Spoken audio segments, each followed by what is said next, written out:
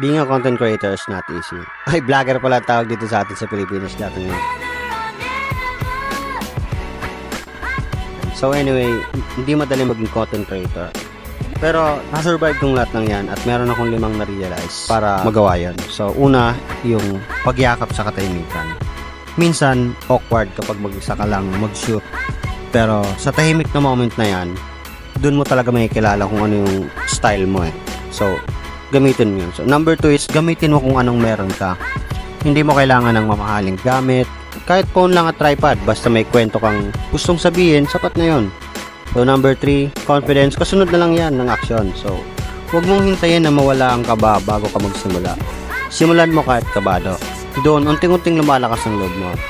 So, number 4, is yung mga taong lilipas lang.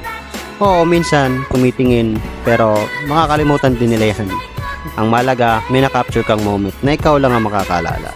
At yung number 5 is i-record mo para sa future self mo. Darating ang araw na mapapanood mo yung clip na yan at masasabi mong, buti na lang hindi ako matras. Diba? So, kung hindi mo yan ginagawa sa fame, sa pera, ginagawa mo yun sa sarili mo.